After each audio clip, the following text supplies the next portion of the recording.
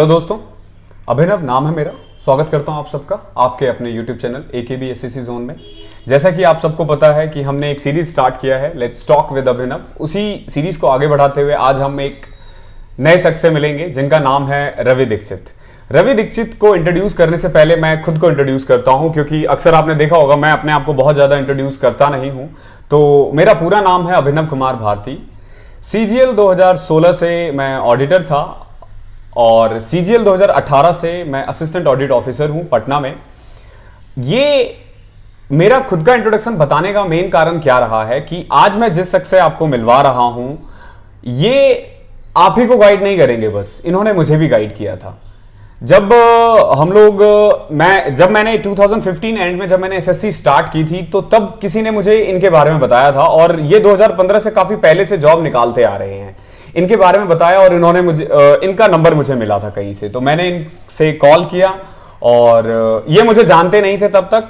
इनको ये भी नहीं पता था कि कॉल आने वाला है, बट इन्होंने बहुत प्यार से मुझे सुना और जो मेरे क्वेश्चंस थे उनका आंसर किया इन्होंने। और उसके बाद तो ऐसा था कि मैं महीने में 1-2 बार तो आपको कॉल कर ही लेता था और हर बार ये बहुत ही पोलाइट होके आंसर करते थे। तो आज अगर मैं यहां हूं तो इनमें आप कह सकते हो कि इनका भी हाथ है। ये मेरे गुरु भी रह चुके हैं। तो कुछ बताइए अपने बारे में। Abhinav, thank you first of all, आपने मुझे ये मौका दिया इंटरव्यू में। Myself Ravi Dixit, I am from district Palwal, Haryana, and currently I am assistant audit officer in CAG department from CGL 2018। कुछ आप अपना एजुकेशनल बैकग्राउंड के बारे में बताइए कि आपने स्कूलिंग कहाँ से किया, ग्रेजुएशन कहाँ से? स्कूलिंग, जैसे मैं लोअर मिडिल क्लास फैमिली से था, तो घर के पास में ही है, नियर बाई एक एवरेज प्राइवेट स्कूल है, वहाँ से मैंने 10th और 12th पास आउट किया है। पलवल? हाँ, पलवल से, पलवल मेरे होम टाउन से ही। और ग्रेजुएशन बाय लक मैंने दिल्ली यूनिवर्सिटी नॉर्थ कैंपस से किया है, SGTV खालसा कॉलेज से। Very good. क्या किया था आपने? फिजिक्स ऑनर्स किया था मैंने, BSc फिजिक्स ऑनर्स। ओके। पढ़ाई के अलावा, जॉब के अलावा कोई हॉबीज आपकी? हॉबीज़ वैसे तो बहुत हैं। फॉर एग्जाम्पल अगर खेलने की बात हो तो क्रिकेट खेलना मुझे पसंद है।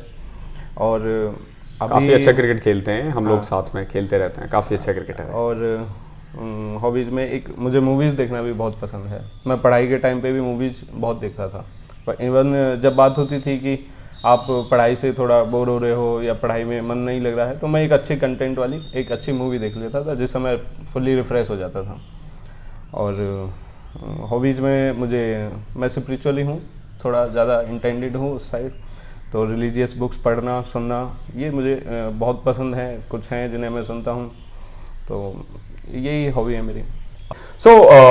आपने काफ़ी जॉब्स लिया है, जहाँ तक मुझे याद आ रहा है CAG में आप ऑडिटर थे, CGDA 2016 से ये भी ऑडिटर थे। फिर आप दिल्ली पुलिस में भी आपकी सब इंस्पेक्टर की जॉब लगी थी, BSF में SI, देन CGL 2018 से AAO, उससे पहले आप टैक्स डिपार्टमेंट में भी थे। तो कैसे किया आपने ये 12-13 जॉब इन्होंने लिया है, या आई थिंक उससे भी ज़्यादा? तो कहाँ से ये जर्नी स्टार्ट हुई और यहाँ तक की? मैं चाहता हूँ आप फर्स्ट से लेके आखिरी तक आओ, लाइन से, क्रोनोलॉजिकल ऑर्डर में। लाइन से देखो Abhinav ji, first of all मतलब कि हम ऐसी कंट्री से बिलोंग करते हैं जहाँ एजुकेशन सिस्टम भी इस हिसाब से है। और जिस टाइम मैंने पढ़ाई शुरू की थी तो उस टाइम पे इंटरनेट भी इतना बूम पे नहीं था, तो अवेयरनेस की बहुत कमी हो जाती है यहाँ पे। यस। अभी आप बहुत अच्छा काम कर रहे हैं कि आप अपने प्लेटफॉर्म के थ्रू लोगों को अवेयर भी कर रहे हैं, लोगों को पढ़ा भी रहे हैं, तो ये कहीं ना कहीं पूरी कंट्री को हेल्प कर रहा है, उन बच्चों को हेल्प कर रहा है। I appreciate it, thanks. So उस टाइम इतनी अवेयरनेस नहीं थी, आप जानते होंगे, रिलायंस जियो से आने से पहले इतनी अवेयरनेस बिल्कुल भी नहीं थी। तो जैसे कि मैंने फिजिक्स ऑनर्स किया BSc, तो फर्स्ट इंटेंशन यही होती है कि आप MSc करोगे, उसके बाद कि मुझे इस लाइन में नहीं जाना, मुझे इस लाइन में जाना है, ठीक है। तो आप ये कह सकते हो कि हाँ, जब आपको फर्म हो किसी डिसीजन पे कि मुझे ये करना है, तो आप बेशक से टर्न कर सकते हैं, स्विच कर सकते हैं। तो उसके बाद वही मेरा कॉलेज था SGTV खालसा कॉलेज, उसी के पास में था मुखर्जी नगर, वहीं पास में ही है। मुखर्जी नगर में इटन एस इंस्टीट्यूट था, पियर्सन के थ्रू था, तो वहाँ मैंने एनरोल किया था।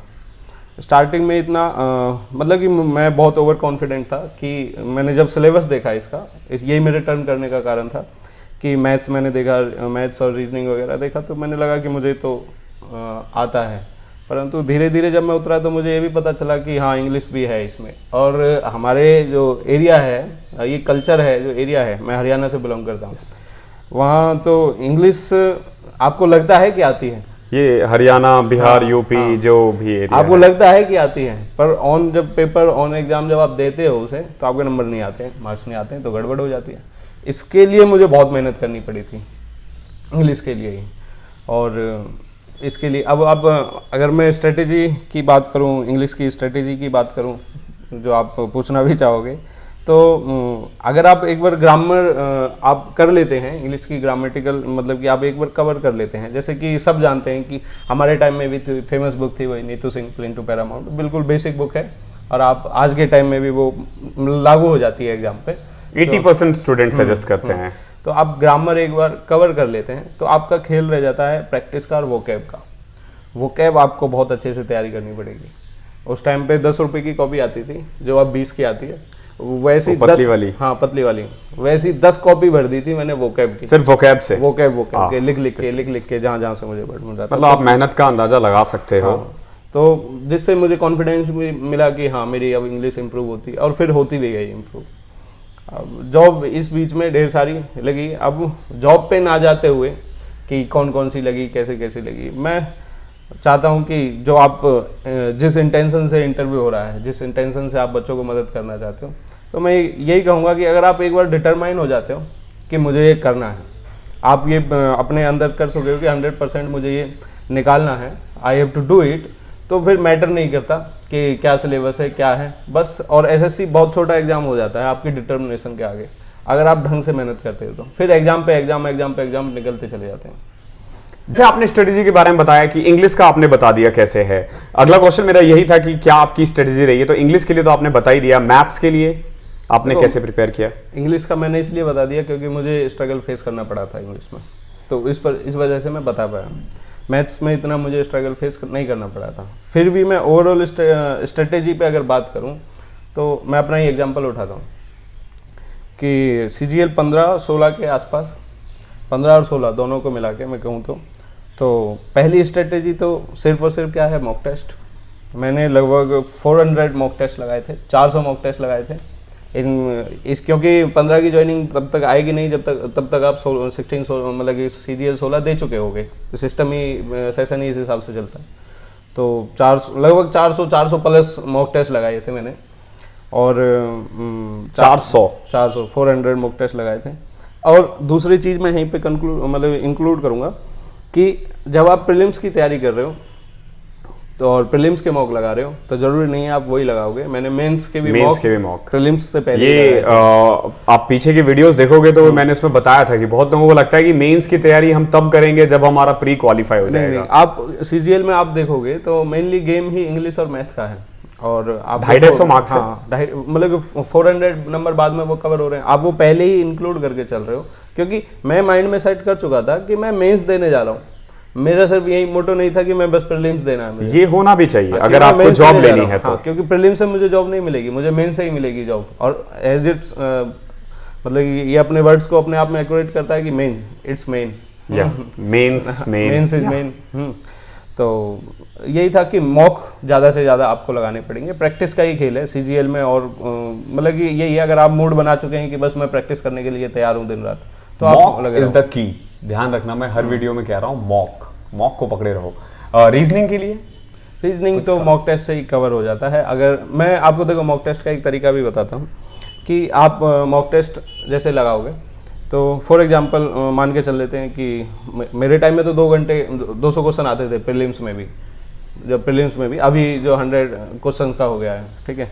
तो मैं मान के चल रहा हूँ 1 घंटे का आपने मॉक लगाया है, अगर आपके बिलो 150 आपका स्कोर आया है तो मेरे सजेशन से मिनिमम आपको 2 आवर लगेंगे उसके एनालाइज में। अगर नहीं लग रहे हैं तो आपका एनालाइज ही गलत हो रहा है, कहीं ना कहीं आपने एनालाइज में कहीं गलती कर दी है कि आपने उतना टाइम ही नहीं दिया जितना देना चाहिए था। बच्चे कई बार गलती क्या करते हैं कि जो गलत है सिर्फ वही क्वेश्चंस देखते हैं रेदर देन कि जो सही है उसी में एक बार चेक करना चाहिए। सब अच्छा मैं कह रहा, मैंने आपको इसलिए टाइम फ्रेम से बता दिया। अगर आप सीरियस एस्पायरेंट हैं, अच्छे से पढ़ रहे हैं, तो आपके 150 बिलो मार्क्स अगर आ रहे हैं तो मिनिमम आपको 2 आवर लगेंगे ही लगेंगे उस पेपर को एनालाइज करने में। अब एनालाइज पार्ट पे आता हूँ मैं, वहीं से स्ट्रेटेजी सारी क्लियर हो जाएगी।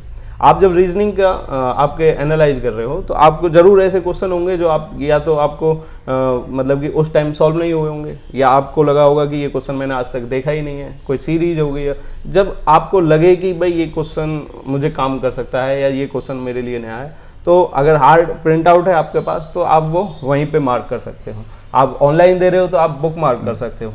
और वही केस मैथ में चलेगा, मैथ में भी आपको यही देखना है। और वीकली जो ये बुक मार्क कर रहे हो आप, ये वीकली आपको ये रिवाइज करना है, ये क्वेश्चंस है जो, नहीं तो ये बुक मार्क रखे हुए ही रह जाएंगे। और फिर भी अगर बुक मार्क वीकली आपको उसको रिवाइज करना है, देन बुक मार्क हटाना है, और फिर भी अगर कोई क्वेश्चन छूटता है तो उसको बुक मार्क ही रहने दो। और सेम वही कि अब जैसे इंग्लिश आपने दी है तो इंग्लिश में मोस्ट प्रोबेबली आपको है ही ऐसा कि हर मॉक में कुछ ना कुछ वो क्या आपको एक वर्ड कम से कम मिलेगा ही मिलेगा। वही वर्ड्स होते हैं जिनको आप अपनी कॉपी में नोट करते हो और फिर आगे के लिए तैयार करते हो। अगर आप मॉक ढंग से लगाना सीख गए ना, आपको कुछ और तैयार करने की जरूरत ही नहीं पड़ेगी। एक बेसिक सिलेबस होता है, वो बेसिक सिलेबस आप मैक्सिमम में अगर आप ढंग से पढ़ाई करेंगे तो 2 महीने में कवर कर लोगे। उसके बाद सिर्फ ये तैयारी रह जाती है जो आपको जॉब दिला के जाती है। और जीके के लिए, जीके आपने कैसे किया था? जीके के लिए फिर मैं वही बोलूँगा, आप बेसिक कर सकते हैं। आप बेसिक कॉन्सेप्ट एसएससी के लेवल के लिए, देखो मेरा पर्सनल इंटरेस्ट था जीएस में, तो मैं तो वो किताबें भी पढ़ता था जो यूपीएससी कैंडिडेट पढ़ते हैं। फॉर एग्जांपल जरूरी नहीं है एसएससी सीजीएल के लिए आप पूरी एनसीईआरटी थोरोली पढ़िए, जरूरी नहीं है। नहीं, बिल्कुल आप 2 बुक आती हैं, जैसे कि या तो आप लूसेंट पढ़ लीजिए जो हमारे टाइम पे भी चलती थी, या फिर अरिहंत की मनोहर पांडे बुक मतलब दोनों में से कोई एक ही पढ़ने की जरूरत है, कोई भी एक रेफरेंस के लिए आप वो अच्छे से पढ़ सकते हैं। उन्हीं बुक को बार बार रीडिंग आप लगा सकते हैं, ठीक है। और जैसे अब मेरा जीएस में अच्छे नंबर आ जाते थे, क्यों आ जाते थे? जैसे मेरा इंटरेस्ट के ऊपर ही था कि मुझे अच्छा था अप टू डेट रहना न्यूज़, तो उससे मेरा करंट कवर हो जाता था। और मुझे जीएस पढ़ना अच्छा लगता था, इसलिए मैंने एनसीईआरटी और अदर रेफरेंसेस जो बुक थी यूपीएससी वगैरह के लिए जो अच्छी बुक्स थी, जैसे पॉलिटी वगैरह की, एम लक्ष्मीकांत, हाँ, ये तो मेरा पर्सनल इंटरेस्ट था। अगर कोई सीजीएल के लिए टारगेटेड है उसके लिए इतना जरूरत नहीं है, परंतु बात आपके इंटरेस्ट पर ही है। मैं ये भी सजेस्ट करूंगा, फॉर एग्जांपल आप ये बुक, एक बुक लूसेंट या अरिहंत वगैरह की आपने थोरोली वो रीड कर ली है। अगर आपका इंटरेस्ट है किसी सब्जेक्ट में, for example geography, polity, history, current, मतलब कि जिसमें आपका पर्सनल कुछ इंटरेस्ट है, तो उसमें आप डीप थ्रू जा सकते हैं। इससे कॉन्फिडेंस आता है आपको जीएस में कि मैं जब आप इतना इन डेप्थ जा रहे हो, इस सब्जेक्ट का कोई भी क्वेश्चन आएगा तो मैं क्लियर कर दूंगा। और आप तभी करिए वो जब आपका इंटरेस्ट हो। इंटरेस्ट नहीं है तो ल्यूसेंट इज इनफ, ओके। आप बार बार उसे जस्ट पढ़िए, again and again and again and again practice करिए, प्रैक्टिस और रिपीट करो। Revision is the key. और यहीं पे देखो सॉल्यूशन मेरी बात में ही छिपा हुआ है। जब आप 400 से ज्यादा मॉक लगा चुके होंगे तो आप सोच सकते हो आपके जीएस के कितने क्वेश्चन, हाँ, कितने ऑन एन एवरेज अगर आप प्री निकाल रहे हो तो मैं जैसे काउंट कर पा रहा हूं तो 10,000 क्वेश्चंस हो गए ऑलरेडी, उसमें क्वेश्चन सारे इंक्लूड हो ही जाएंगे। बुक लिस्ट अगर आपको सब्जेक्ट वाइज बताना हो मैथ्स के लिए, बुक लिस्ट आप देखो, बुक लिस्ट में भी मैं यही कहूँगा कि अगर आपके एक बार कॉन्सेप्ट क्लियर हो जाते हैं, कॉन्सेप्ट आप क्लियर करने, रीजनिंग का अब क्या है कि जैसे आप भी अपने प्लेटफॉर्म पर पढ़ा रहे होंगे, बच्चा चाहता, कई बच्चे कोचिंग वगैरह भी ज्वाइन करते हैं, इंस्टीट्यूट वगैरह भी ज्वाइन करते हैं, और वहाँ पे कुछ ना कुछ मटेरियल से बेसिक तो कोई ना कोई करा ही देगा आपको, आप कुछ भी करोगे। तो उसके बाद मैंने, अब सीरियसली अब आप ये कहोगे कि मैंने तो बुक की जगह मैंने तो मॉक टेस्ट से ही सीखा जितना भी सीखा है। क्यों? अभी का पता नहीं मुझे, क्योंकि अभी मैं सीजीएल मतलब हाल फिलहाल दे नहीं रहा हूँ। नहीं दे रहे? हाँ, लास्ट 19 सीजीएल 19 दिया था मैंने, लास्ट जो दिया था। तो हमारे मतलब कि टाइम पे क्या था कि सॉल्यूशन बहुत अच्छा बन रहा था, और कई इंस्टीट्यूट हैं जिनके लिए मैंने कंटेंट भी बनाया था, मॉक टेस्ट वगैरह बनाया था। उसी पे आने वाला तो मैं वही सॉल्यूशन पे ज़्यादा फोकस करता था कि सॉल्यूशन इतना ओरिएंटेड, मतलब इतना क्लियर हो कि वहीं से बच्चे को सब कुछ मिल जाए।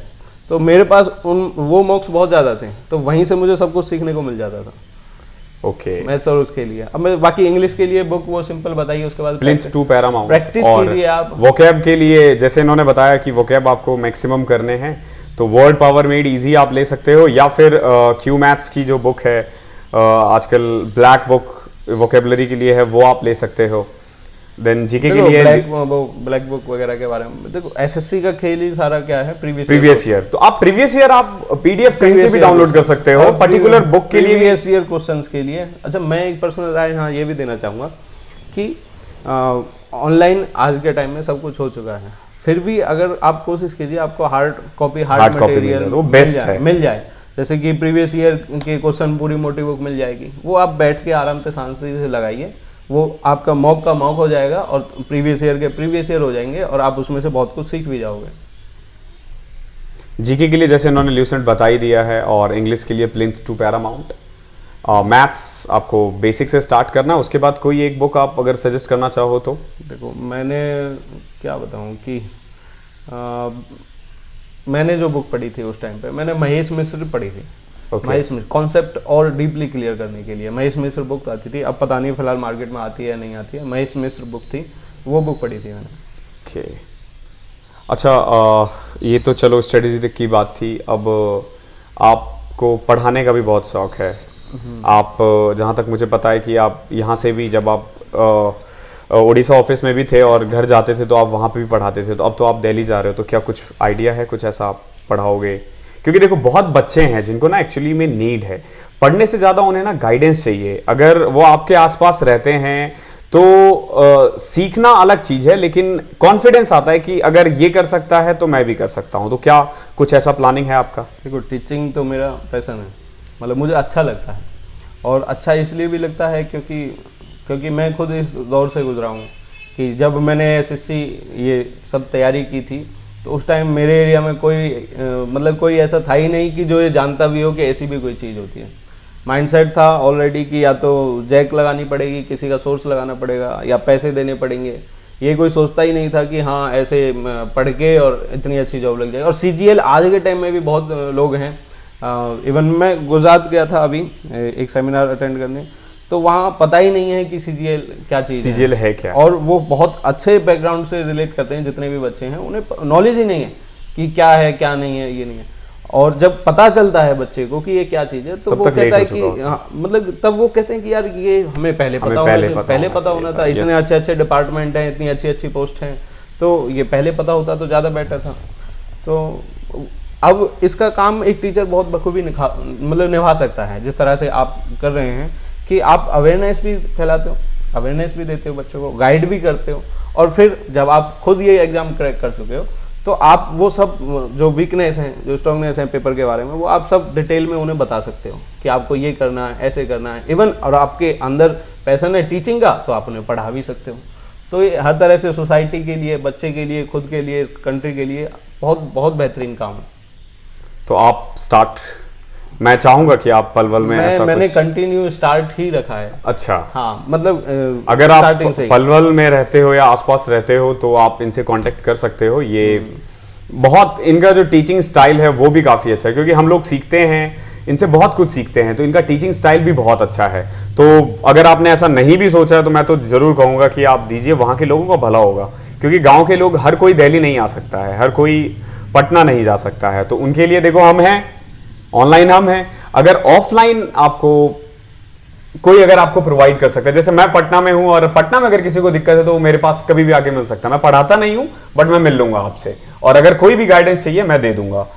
तो लास्ट में आते हैं, बिल्कुल लास्ट क्वेश्चन, कोई एक सजेशंस, कोई एक बुक हो, कुछ हॉबीज हो जो आप स्टूडेंट को सजेस्ट, मैं सबसे पूछता हूँ ताकि बच्चे को पता चले कि ये सिर्फ पढ़ने वाले बच्चे नहीं हैं। हम लोग यहाँ पे जो सेलेक्ट हो के आए हैं, कोई क्रिकेट अच्छा खेलता है, कोई बैडमिंटन अच्छा खेलता है, सबके पास एक हॉबीज़ है। तो ऐसा कोई हॉबीज़ या किताब? देखो हॉबीज़ तो पर्सन टू पर्सन डिपेंड करता है, उसका किस चीज़ में इंटरेस्ट है, वो किस माहौल में रह रहा है। परंतु एक चीज़ सब पे लाई करती है, मैं अपने एक्सपीरियंस से बता रहा हूँ, जो बच्चे सुन रहे हैं उनको ज़रूर फ़ायदा मिलेगा अगर वो फॉलो करेंगे। तो आप ये हमेशा रियलाइज़ कीजिए, जब भी आप तैयारी कर रहे हैं, जब भी आप तैयारी के दौर में हैं, आपने स्टार्ट ही की है या आप स्टार्ट कर चुके हैं, जो मोस्ट प्रॉब्ली बच्चे भी वही होंगे जो स्टार्ट करने वाले हैं या स्टार्ट किए हुए हैं, तो आपको हमेशा ये देखना है कि अब प्रकृति बोलो, गॉड बोलो, खुदा बोलो, भगवान बोलो, ईश्वर बोलो, कुछ भी बोलो, आपको वो हमेशा देख रही है, नोट कर रही है, आपको वो हमेशा नोट कर रही है। आप कभी भी अकेले नहीं हो। जब भी आप तैयारी कर रहे हो तो आपको ये होना चाहिए कि मुझे देखा जा रहा है। और प्रकृति, भाग्य बोल दो उसको, लक बोल दो लक उसको, कह लो, कुछ जैसे भी, किस्मत, मेरी हाँ, किस्मत लास्ट में बोलता है आदमी मेरी हाँ, किस्मत मेरी में किस्मत, नहीं तो थी, किस्मत मेहनत देख पे रही है बात नहीं आपको। करके थोड़ी बहुत मेहनत करके मेरी किस्मत नहीं थी, तो मैं कह रहा हूँ वो किस्मत आपको देख रही है। आपको ये 24 आवर जब आप इस पैटर्न में हैं, क्योंकि जो मतलब कि इतनी बड़ी चीज़ है नहीं जितनी बड़ी चीज़ बना रखी है, बच्चे बना देते हैं। क्यों बना देते हैं? क्योंकि वो टाइम मैनेजमेंट नहीं कर पाते हैं अच्छे से, वो टाइम मैनेज कर ही नहीं पाते हैं।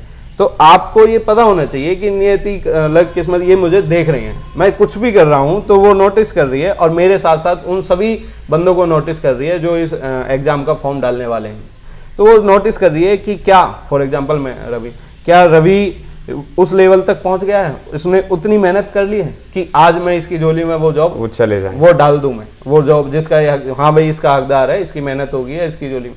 अगर आप ये ध्यान रखोगे तो आप अपने आप को टाइम टू टाइम रिकॉल करते रहोगे। फॉर एग्जाम्पल आप हॉबी में भी मान के चलो आप क्रिकेट ही खेलने जा रहे हो और आपको हो गए 3 घंटे 4 घंटे, तो आपको अंदर से नोटिस होना चाहिए कि मैं देखा जा रहा हूँ। आपको खुद जवाब आएगा यार मुझे मिलनी चाहिए जॉब, या उसको जो पढ़ रहा होगा। तो ये एक क्लॉक है, अगर ये किसी ने अपने दिमाग में सेट कर ली कि मुझे देखा जा रहा है और मुझे उस लेवल तक पहुंचना है, तो आप बहुत इजीली, बहुत कम टाइम में, फर्स्ट अटेम्प्ट में ही, इवन मैं कहूँगा फर्स्ट अटेम्प्ट में ही आप ये एग्जाम क्लियर करके निकाल लोगे। इन शॉर्ट ये कहना चाह रहे हैं, बी ऑनेस्ट विद योरसेल्फ। आप जो कर रहे हो आप उसमें ईमानदारी बरतिए, आप जो तैयारी कर रहे हो उसमें ईमानदार रहिए। If you determine, then perseverance is the only key. Thank you so much Ravi भाई, टाइम निकालने के लिए। Thank you, बहुत thank you. मजा आया आपसे मिलकर, आपने- क्योंकि आपने ऐसी जो है- पर्सनालिटी बहुत कम लोगों के पास होती है। तो आज हमारे साथ थे रवि भाई। ऐसे और भी इंटरव्यूज आने वाले दिनों में आने वाले हैं, तो अगर आपको ये पसंद आ रहा है तो आप कमेंट में आंसर्स कर सकते हो, क्वेश्चन पूछ सकते हो। अगर कोई भी क्वेश्चन है आपका तो आप कमेंट बॉक्स में कीजिए, और आई प्रॉमिस कि जिसका मैं इंटरव्यू ले रहा हूं वही आपको जवाब देंगे। मैं रवि भाई का ईमेल आईडी भी डाल दूंगा डिस्क्रिप्शन में। अगर कोई क्वेश्चन है तो आप उनसे डायरेक्ट पूछ सकते हो, आप कमेंट बॉक्स में डाल दो, ये खुद आंसर करेंगे अपनी आईडी से, मैं नहीं करूंगा इनके बिहाफ पे, ये खुद करेंगे। तो आज के लिए इतना ही था, मिलते हैं अगले इंटरव्यू में, देखते हैं अगला कौन होता है। तब तक के लिए thank you so much, keep study.